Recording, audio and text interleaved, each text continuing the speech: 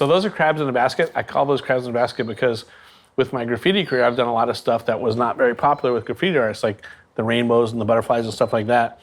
And I'm from New Orleans, and my grandfather, I was on the docks, and there's on the shrimp boats and stuff, and they had bushels of crabs, and I used to put the cover on them. And my grandfather was like, "What are you doing?" I'm like, "I got to put the cover so they don't get out." And he goes, "They're crabs in a basket. They pull each other down. They'll never get out." And I was a little kid, and he goes, "You'll meet a lot of them later in life." And then that's why it reminded me of that. So I'm reminding myself not to listen to people when I'm doing these things that were not very popular. So that's what those are. Did you know that one of the pioneers of the West Coast graffiti movement lives right here in Thousand Oaks? Yep, that's right. This week's guest is none other than Risky. Welcome to Conejo Valley Visionaries, the podcast spotlighting the inspiring individuals behind your favorite local businesses. I'm your host, Christina Denstead. In this very special and very visual episode, Risky invites us inside his massive art compound right here in the Conejo Valley. Trust me, this one is a true feast for the eyes, so if you can, I highly recommend watching it on Spotify or YouTube. Risky has called the Conejo Valley home for 19 years. He started out in graffiti and has since built a thriving fine art business with work featured in some of the most prestigious galleries around the world. And right here in Thousand Oaks, he runs Compound Contemporary, the first and only contemporary art gallery on Thousand Oaks Boulevard. I first learned about Risky through John Edney of Tarantula Hill Brewing. I'll link to that episode in the show notes. I'm so grateful that Risky allowed us into his incredible space. I want to give a special shout out to Andrea DeSantis, who filmed and recorded this episode. It really is a visual journey, a story of evolution, and a glimpse into the creative engine behind one of graffiti's and Conejo Valley's greats. I hope you enjoy this one as much as I did. If you enjoy this episode and find value in the podcast, please leave us a 5-star review and rating. This helps more people find the podcast, and therefore each story can reach more folks in the Conejo Valley. Risky, thank you so much for being on Conejo Valley Visionaries today, and more importantly, for inviting us into your incredible compound here in Thousand Oaks. We hear the birds chirping, there are ducks or chickens wandering around. And ducks, yeah. These gorgeous bougainvillea, and obviously we are in one of your studio spaces right now. And I just have to say, I would never imagine this being in Thousand Oaks. And I'm so curious, one of my favorite questions to ask is, how did you end up here in the Conejo Valley creating this incredible artist space? Yeah, well, thanks for having me. So how did I end up in Thousand Oaks? So when I was with my daughter's mom, she was born and raised on this street, down the street.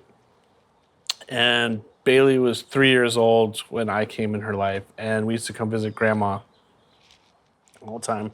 I was in LA, and I just felt like, it's so close to LA, but I felt like I was just in another place when I came out here. And Conejo Valley days, I used to love that. And I was like, if you find a house on your mom's street, maybe we'll buy it and this and that. And of course, she found a house like a day later. And I was like, oh, I'm not really ready yet. So anyway, we looked at this house, and I saw the property, and I thought it was an amazing property. This was just like all tore up, and he had storage. He was a plumber, and this was all storage. And I was like, too bad you don't own the property behind the house. And he goes, I do. I just don't maintain it. So I bought the house like the next day or something. And it sat here for like a year or something. And then eventually I started coming more and more and fixing it up. And then eventually fell in love with the property and the place. And that was it. And then, I had, I have 4 daughters now, and they've all been pretty much born and raised in this house. Yeah. So that was 19 years ago, I think you said. Yeah. 19 years. And can you explain a little bit about the property? Yeah. So there's 2 properties, and this property is my main residence. And then I built my first studio connected to the house, and we couldn't do that. We had to change it for whatever, I don't know, the permit process. But that became my master bedroom. And then that was my second studio workshop.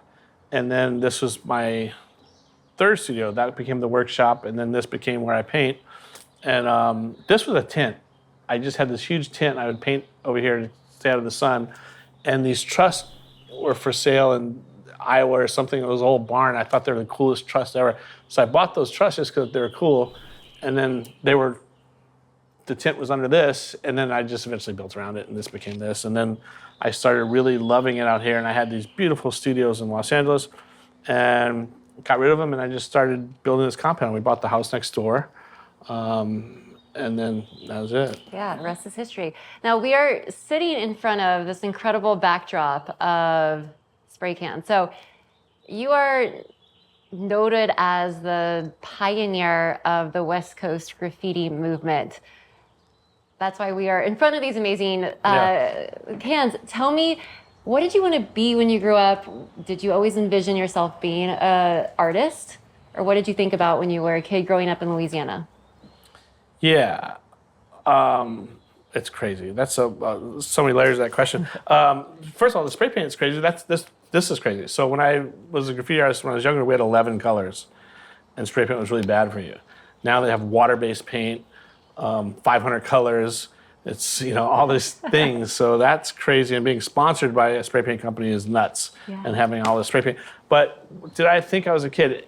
In New Orleans, my grandmother told me that. I remember visiting her and I said, I do this new form of art. It's called graffiti, Grandma. And she goes, yeah, you've always done that. I'm like, no, this is graffiti. It's with spray paint. She goes, yeah, you've always done that. I go, no, this is letters. And she pulled out sketches that I wrote the word fire with flames, bubbles with bubbles, cloud with clouds. I was like, oh, cool. And I go, but I do it with spray paint now. She goes, you always play with spray paint. I'm like, no, I didn't. And she reminded me I used to build these haunted houses during Halloween with spray paint.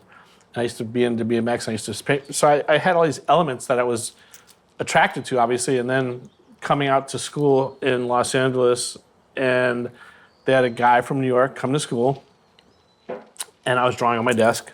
I wasn't a bad kid, but I was a mischievous kid. Uh-huh. And I was drawing on my desk, and I was drawing a wave, and I think I wrote surf or something. And he goes, what do you write? I'm like, I don't write, I draw pictures. He goes, what do you write? I'm like, I don't write, I draw pictures. We did this thing back and forth, and he finally told me about the subculture of writing. That's what we call doing graffiti. And the tags, and he showed me the trains. And I was like, that's cool. I want to do that. So that day I went and stole some spray paint or something, went back to my high school, waited till it was kind of dark and painted this piece in my high school, and it was terrible. And the next day it was like 400 kids looking at it. They were like, that's super cool. I'm like, that's cool? And they're like, yeah. And I'm like, all right, I'll keep trying. So I kept trying, and this is 1983 or something, and I've pretty much done some form of graffiti every day of my life since then, whether it's just scribbling on paper or whatever. It's like this addiction that you can't stop. You grow up and you don't go write on walls, but you're still writing on that pad or whatever you're doing, So, yeah. So, wow, that's amazing. And I love, it sounds like your grandparents had a pretty formidable, they taught you a lot of lessons. You shared another one before, but yeah, and that they were able to see that in you. And it is interesting that looking back and seeing the connecting points. But, to your question, did I ever think I'd be an artist? Later in life when I was doing graffiti, yes. People said, did you ever think you'd be in galleries and museums? 100%. I mean, museums were a stretch, but galleries, for sure. I dedicated my life to this art form, and I wanted to do something and make something with it. So I definitely expected to be in galleries. The museums started coming along. I expected to be in museums. I got knighted. I never expected to do knighted. Ever. That was totally never expected that. Not on your bingo card, as they say. Yes. And then, all the other stuff was really cool. Working with Michael Jackson, doing the Super Bowl, all that stuff was great. But yeah, there's a lot of curveballs. But I was a big believer in graffiti, not so much in just myself, just graffiti, making it a valid art form. And now we have street art or whatever you want to call it, and Banksy and all these people, and it is a valid art form. Yeah. So you went to school at USC for fine arts. At that point, what did you envision doing in the art world? So I went to school for business at USC first. Oh, that's first. right. Excuse me, yes. Yeah. And I was taking art classes, and my father was a big on grades, big on school, big on me graduating USC, and not big on art. And I was taking some art classes, and I asked the teacher to paint on the roof of the school. He said yes. I did a big Tommy Trojan and all this stuff. The dean came up, and she was like, this is beautiful. What'd you do with it? I said, spray cans. I was a graffiti artist. And she was like, And she said something, and I said something very colorful back, and she kicked me out of school. And my art teachers rallied and got me reinstated with a scholarship, and that was cool. And then from that point, I was at School of Fine Arts. I dropped the business stuff. Yeah. Okay. And though you dropped the business side, but do you consider yourself now an entrepreneur? Yeah, 100%. I mean, my father was a very, he was an entrepreneur. He was great. He was a genius. He was a great business person. And I think I just have that from him. I always wanted to take something and go further. You know, I did the first one of the first streetwear companies, Third Rail, and mixed, you know, some graffiti in that, and the 3 rails of surf, skate, and snow, the surfboard, skateboard, snowboard, and kind of combined that. And we did that for 18 years, and that was a very successful company. And then I went on to invest in construction company, a window company, and various things. But yeah, I think as I got older, I limited it to I will only invest and participate in things that revolve around art. But yeah. This is a aside, but Third Rail, I always thought that had to do with the subway. It does. Yes. So Okay. it's the rail that has all the juice that runs the subway. So Right. we use that as the the rail that whatever. But I was from Southern California, so I had to apply it to the Southern California lifestyle, and it was a lifestyle brand. So it comes from the Third Rail because of graffiti in New York and stuff like that, and then we combine it with lifestyle stuff of Southern California. Got it. Okay. I love those 2 connection points. So as you were exploring your graffiti career, tell me, like, how did that kind of shape and form? Is it at first sort of this, like, you're doing these illegal murals or paintings, 100%. if you will, and then at what point does it become a legitimate 100%. career? I mean, I was typical kid out painting illegal graffiti. And then you get to a point where my father was like, well, you could do graffiti, but you can't stay here. And I was like, oh. So he's like, you think you're a man, you think that good luck. I was like, all right, let me go try this. And he was like, make sure you're home every Friday for dinner. And I went off and then I moved out and got a little studio and started hustling. And I'd run around Hollywood because I was lucky enough to live in Hollywood, so I could go to, they're filming movies all over the streets back then. And I'd run up and say, hey, that graffiti is terrible. It's not real. You want real graffiti? I'll do it for craft services, just to eat. And then eventually they'd give me a couple $100.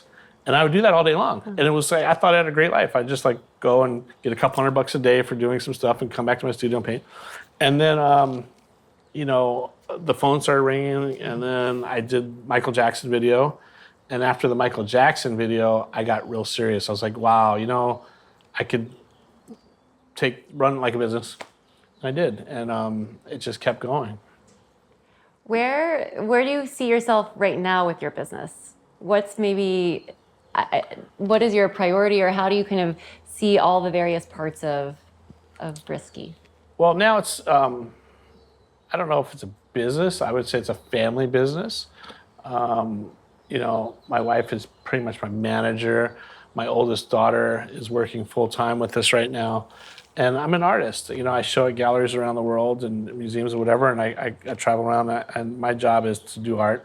I have different forms of art. My public murals are color-filled murals, and they're meant to evoke emotion with color. Very different than my gallery work, is very pop, mixed media and pop art. And my graffiti is graffiti. And it's like, my graffiti, if I do it, it's just for me, and I'm out there doing it a little bit here and there. They're very different. But as far as business, you just have to be good at business. It doesn't have to be a business, I guess.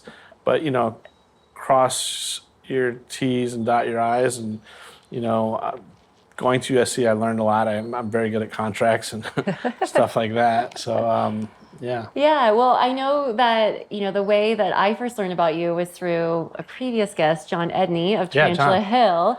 And he had mentioned that you were friends and had partnered together to help design the first Tarantula Hill cans. Yeah. And I think now, knowing more about you, you've done a lot of these kind of really interesting product collaboration, brand collaboration. So maybe take us through that.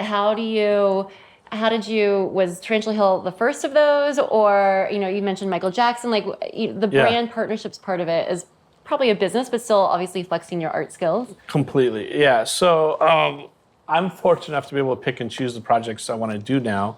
And Tarantula Hill being local and new, I wanted to be a part of that. Had a lot of mutual friends involved with them. So I think we've done 6 or 7 or 8 cans now. And, it's part of the community. I love that they're a community company. It's a great environment. It's great, everything about it. So that's how that happened. As far as my other projects, I've been with Monster Energy for 8 years. I was the first corporate sponsored graffiti artist, and they sponsored me, and they've helped me fulfill tons of projects over the years. We did the world record biggest mural in North America. We've done a bunch of stuff. Is that the one, the hospital Yeah. in Canada? Yeah. Oh gosh, that was incredible. So I've worked at tons of brands from, I don't know, there's too many to name, but yeah, that's just, I guess I'm fortunate enough to choose and pick the ones I work with. And if they're cool, usually if it's something my daughters are into, I'll do it. Yeah. That's a good barometer. What keeps you inspired? Them, my daughters, just to keep going, keep on, seeing where this art form has gone is, it means a lot to me. I didn't use the word graffiti for many years. It had a negative connotation. It means applying a medium to a surface. That's not what I do. I did this art. I did this. I don't think I'm subject to, any leniency or amnesty from law if I get in trouble. That's nothing like that. I just really believed in the art form, not the tagging, not the other stuff. And I wouldn't say the word graffiti, but now it is what it is. I'm a graffiti artist. Take it or leave it, good or bad. There's rotten apples and there's good apples, whatever. I don't write on religious stuff or people's property or all these things. Some people do. I don't differentiate that, but it was really important to me to differentiate the difference between graffiti art and gang writing and tagging, because they're very different and it just gets lumped together, and that's sad. Yeah. How do you find that you've been able to do, is it through education? Is it in terms of putting that out there, or is it just maybe with your work with galleries and museums that you're able to help educate? There's a lot of things. So let's talk about graffiti. Graffiti is the most important art form, I think, because it's the last hand to medium to surface art form. After this, it gets digital. So it goes from the people writing in caves all the way up to the Impressionists to what you have now. So that's very important. But along with that, why is that important? Because it captured the energy of the youth. The first time since Michelangelo, 400 years, we had the youth so involved in the arts. So now with the youth involved in arts, you have all these things, and they can help Obama. They can help people get elected through posters and all these things. They could have their voice with their art. Now, the old guard is dying off. So the young people that are growing up with this stuff are seeing it. So it's a change of guards. Yeah. So that's why it's very influential, important art form. And it's it's hard for a lot of people to a lot of older people to get around, like they're getting paid for this. People don't understand that Michelangelo and all these guys were, for lack of better words, the young punks of their time. They were the graffiti artists. They were breaking into quarries and carving marble. They were doing all this stuff. So as you learn about art history, you learn that, it's not much different. What goes around comes around. Yeah. I'd love to just dive in a little bit about your color palette, whether it's your pop art or your murals or graffiti. One thing John mentioned, it was essentially the colors of the rainbow, and we can obviously see that now. You mentioned there was 11 colors when you first started out. How do you think about color? And also in the project with Monster, they mentioned you're all about the color theory. So tell us a little bit about that. I'm just curious. So, I think that, I love all these colors, but there's 27 caps, right? And when I grew up, we had 2 caps, fat cap and 3 caps. We had like a regular cap, a fat cap. What is a cap? Like spray cap. Oh, for the cans, know? So there's 27 of these now that do all these different things. But with 1 or 2 caps, I can do all those things. And that's just how I learned how to paint. So a lot of kids these days probably can't do a lot of things. With 11 colors, I could get pretty far, blending colors and stuff like that. So it's great. I don't know what to say. I'm definitely thankful for it, and it's great. It's the thing, though. But I think that a lot of young kids kind of have lost some of the craftsmanship, maybe. But I love it. Yeah. It's amazing that these guys have made low pressure. This is a low pressure paint. You could achieve something like almost like airbrushing, and then they have the regular pressure, and it's just like things that I would never. So it's different styles of paint brushes, if you will. Yeah. Yeah, that's so interesting. Now, do you consider, you were able to show us around the space earlier, you've got the framing and the printing. Is that all part of the bigger plan, or how did those different elements of your compound come together? Well, that's just good business. It's just like, let's talk about the framing. I started doing mixed media stuff, and I frame stuff with 4 layers of plexiglass or glass to get these pieces that I called if these walls could talk. But without getting into the art form, I'd take it to the framer and he charged me 4 times the price. And I was like, come on, man, it's just 4 pieces of plexiglass. It's just one frame. And he said, well, open your own frame shop. And I'm like, okay. So it's cutting out the middleman. Yeah. Yeah. And then, the print, when you do as much experimenting as we do here, going back and forth, you don't have time to go to a printer back and forth. So we had to just open a print shop. So it's all stuff that we needed to do. And it's just, it's not, they're not businesses. They're just what we do, for my business, I guess, so to speak, Yeah. Tell me about the Compound Contemporary Gallery on Thousand Oaks Boulevard. Yeah. So Compound Contemporary is a gallery. It's a personal private gallery on Thousand Oaks Boulevard. It's invite only or by appointment only. And it wasn't meant to be a gallery open to the public. But we've had tremendous interest from locals that really love it and they love coming there. We did a couple of shows there. Like we're doing like one a month and once every 2 months. And so we're probably going to open up now because people love it. And it's just a really great thing. We had some great shows lined up. We have Bernie Taupin from Elton John. There's a show we have lined up right now and some others I guess we shouldn't talk about. But yeah. Not yet. Coming soon. Okay. But yeah, so that's that. And, we were never going to open up to the public. But now with the city requiring permits and the same kind of license and stuff that we need to open, we might as well open. That's so cool. I mean, I've seen the neon lights on there, I guess maybe during one of your private events, and was always just sort of excited to see what's in there because my opinion about the art scene here, I think that there is a burgeoning one. I met with Akbar, our city deputy manager, and they're working on this downtown project, and arts has actually been something that a lot of residents really want kind of seen there. And I'm curious if you've been here for 19 years. What is the art scene like here, and is it changing? So I did Samato, right? I did the show in the mall, and that was a great show. That was my introduction to art in Thousand Oaks, and I had a great experience from that. Daniel Crosby was a good friend of mine, and I met all these great people that were involved with that, and I loved it, and I thought it was great. But I thought that, it was a little narrow. I think they could expand it a little more. So I understand why people were very excited when we started to bring other kind of arts. And, let's face it, you could go to LA and see this stuff, but who really wants to drive to LA and park and deal with a bunch of shit right now you don't want to deal with? Right. So it's great. But, these shows that we do here are really great and unique, and it's kind of a really crazy niche because, like, for example, our Beyond the Stage show, it's all rock stars that are artists, right? And it's a real intimate environment here. And we had Robbie Krieger from The Doors, Dave Navarro, Billy Morrison, Bernie Taupin, and the list goes on and on and on. And I'm going to get a lot of shit because I didn't mention it already, sorry. But having all these guys here and people, the locals can come see them with a couple hundred people is great because you couldn't do that in LA. It'd be a swamp and thousands of people, and that's not. So we've been able to have this great pro surfers from Beyond the Wave, pro surfer show. So we were able to do intimate shows here that are very high profile. So it's a pretty cool thing because you're only like 45 minutes out of LA, but that 45 minutes is another world. Completely.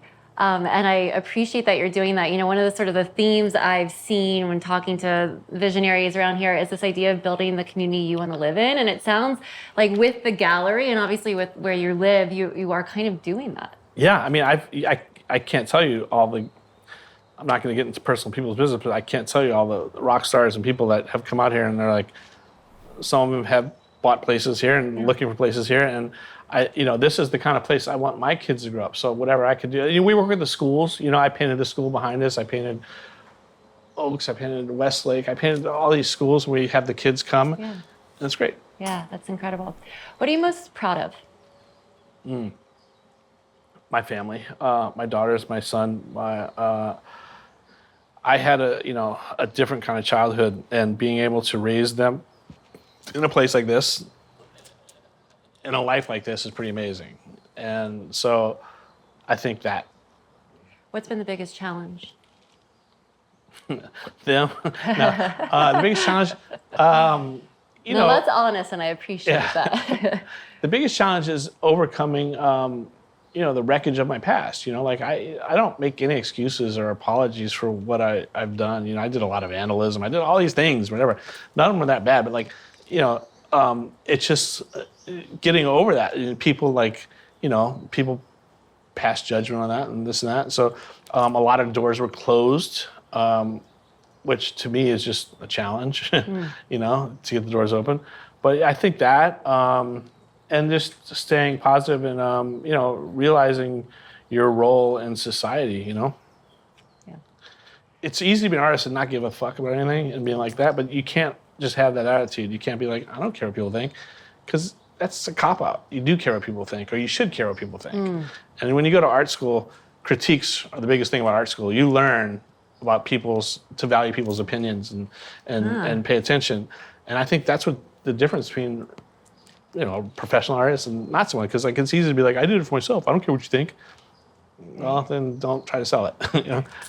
Oh, that's a really interesting point. And professional, like having to consider people, because I think when art, I imagine, is so personal to you. Yeah. To also then believe or hear somebody else's opinion or critique on it. Yeah. Do you just get a thick skin? Yeah. You learn critiques. You learn, and you appreciate them, and I appreciate them. I love it. And we have a powerful tool. This voice that we have. And you have responsibility with it. And when you have kids, it becomes really clear. Like, I'm not saying that because I don't want them to see that and think that and portray that, So sometimes I want to say something, and I'm like, oh, no, so yeah. Yeah, it's like the responsible thing to do. Yeah, and a lot of people will say, oh, I'm never going to change. Like, okay, well, maybe you won't. I did, and whatever, Yeah, no, that's amazing.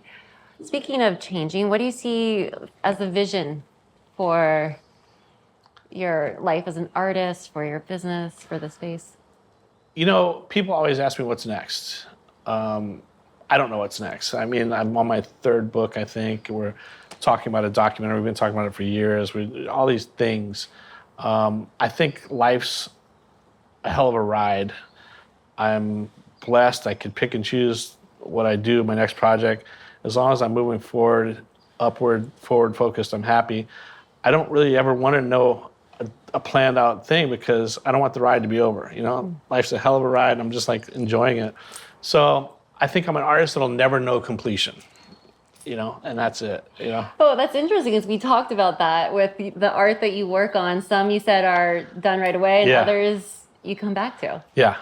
Yeah. But, like different forms of art, I've done from tattoos to oils to aerosol to pop art to all these different forms of art I've done, and I love learning and just keep learning it. Like right now, I'm spending the next year traveling around the world, showing with masters like Picasso, Rembrandt, Chagall, all these guys, and it's amazing. And listening to these art history professors talk about the similarities where we were in our trajectory and all this stuff is just it's really inspiring. That's incredible. Okay, I have a couple quick fire questions for you. Okay. So it's my understanding that the zoning laws are changing a little bit and that there might be an openness now in Thousand Oaks to have outdoor murals. If that's the case, where would you desire to paint one? Thousand Oaks Boulevard. I would love it. I'd love to do the Civic Center, to be honest with you. I'd love to do Tarantula Hill because that's what we planned on doing from the beginning, so it'd be great to be able to do that. But yeah. Okay. What's your favorite thing to do in the Conejo Valley? Oh, wow. Chill in my backyard and just like my family. I mean, we sit out here, we cook, we eat, just, I don't know. It's such a bubble that we've created here. So just chill. Okay. And what's one piece of advice you would offer to an artist who wants to be a professional artist? I say it all the time, and it's so simple. Keep on keeping on. Do what you love until it's painful. Like I would paint until I fell asleep in my studio painting, and sometimes people are like, that doesn't look fun. And I knew it was gonna click, and it did. I'm working with these new styles, and all of a sudden it would just click. So, I mean, if you're gonna do it, keep on keeping on and do it full force. Don't put one toe in, one toe out. Love it. Risky, thank you so much. This has been incredible. I appreciate all your time. Congratulations on what you've built, literally and physically or theoretically. And I can't wait to see what's coming up next. Thank you. Thank you for listening to Conejo Valley Visionaries. If you like today's episode, make sure to subscribe on Spotify, Apple Podcasts, or wherever you listen. And don't forget to rate and review us. That's the best way to support the podcast. To enter our giveaways, learn about local events, and to find out more about each guest, follow at Conejo Valley Visionaries on Instagram. If you want to share your visionary story on the podcast, send us an email. We are always open to guest nominations. Email conejovalleyvisionaries@gmail.com. This episode was produced by Christina Denstead and Justin K. Sloan. Conejo Valley Visionaries is edited by Justin K. Sloan and J. Sloan Productions.